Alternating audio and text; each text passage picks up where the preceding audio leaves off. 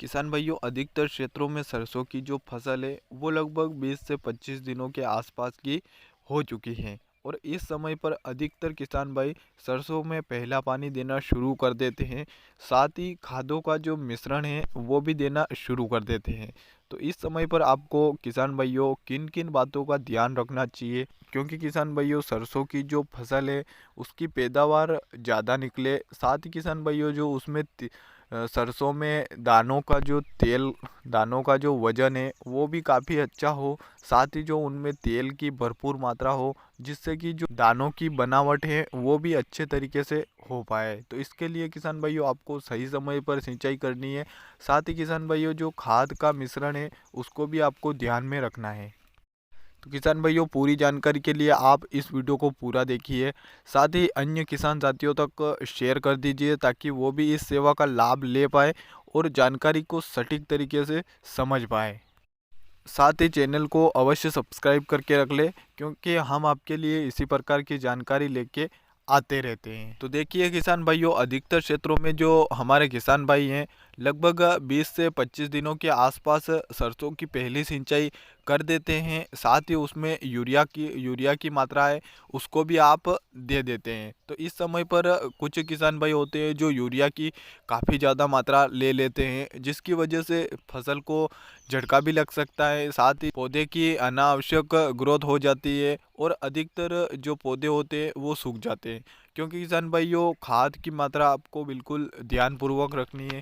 साथ ही किसान भाइयों आपको सिंचाई के समय ध्यान रखना है कि आप किस समय सिंचाई कर रहे हैं और साथ ही अपनी मिट्टी को ध्यान में रखते हुए सिंचाई कर रहे हैं। तो किसान भाइयों आपको पहले बात तो इस बात का ध्यान रखना चाहिए कि सरसों की अधिक पैदावार के लिए आपको सरसों में सही खाद का प्रयोग करना चाहिए। क्योंकि किसान भाइयों जो सरसों एक तिलहनी फसल है जिसमें तेल की मात्रा अच्छी होगी, तो दानों की जो बनावट है वो भी काफ़ी अच्छी होगी।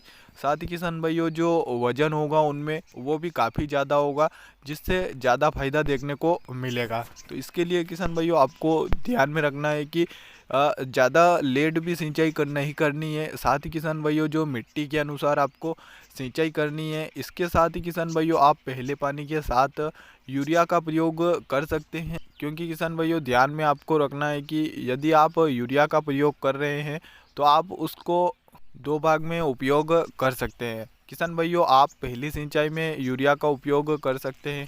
साथ ही आप ज़्यादा यूरिया का प्रयोग न करके आप दूसरी सिंचाई में उसी यूरिया को आप ले सकते हैं।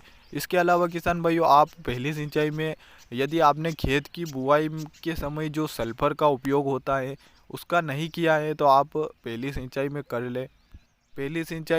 कर ले। क्योंकि किसान भाइयों जो सल्फर की मात्रा होती है वो सरसों की फसल के लिए सबसे लाभदायक होती है। क्योंकि किसान भाइयों इसमें जो तेल की भरपूर मात्रा बढ़ाने की क्षमता होती है, साथ ही फसल की जो ग्रोथ है वो भी काफ़ी अच्छी होती है, जिसकी वजह से सरसों का उत्पादन है उसमें भी काफ़ी बढ़ोतरी होती है। तो इसके लिए किसान भाइयों आपको सल्फर का उपयोग भी काफ़ी अच्छी मात्रा में करना चाहिए, ताकि आपको काफ़ी अच्छा फ़ायदा देखने को मिले। इसके अलावा किसान भाइयों जो लगभग सरसों की फसल 20 से 25 दिनों के आसपास की होती है, तो उस समय पर किसान भाइयों जो खरपतवार होते हैं वो भी काफ़ी मात्रा में उग जाते हैं। तो इसके लिए किसान भाइयों आपको उनका भी ध्यान में रखना है कि फूल आने से पहले आप खरपतवार नियंत्रण कर ले। और किसान भाइयों खरपतवार नियंत्रण के लिए आप निराई गुड़ाई का ही उपयोग करें। क्योंकि किसान भाइयों जो इसके लिए खरपतवार नाशक दवा का भी उपयोग आप न करें। और साथ ही किसान भाइयों जो सरसों की फसल है वो लगभग 3 से 4 पानी की इसमें ज़रूरत होती है। और किसान भाइयों आप सरसों की अच्छी खेती करते हैं तो आपको काफ़ी अच्छा फ़ायदा देखने को मिलता है। और लगभग किसान भाइयों जो सरसों की पैदावार के बारे में बात करें तो लगभग 1 बीघे में आप 4 से 5 कुंटल और साथ ही किसान भाइयों 5 से 7 कुंटल भी आप इसमें निकाल सकते हैं। उम्मीद करता हूँ किसान भाइयों आपको जानकारी काफ़ी अच्छी पसंद आई होगी। ऐसे ही खेतीबाड़ी के अन्य वीडियोस देखने के लिए चैनल को अवश्य सब्सक्राइब करके रखें और साथ ही बेल आइकन को हमेशा ऑल पर रखिए, ताकि आपको हर नई जानकारी पर नोटिफिकेशन सबसे पहले मिल सके। आज के लिए इतनी ही जानकारी थी, लौटेंगे एक और नए वीडियो के साथ। तब तक के लिए धन्यवाद।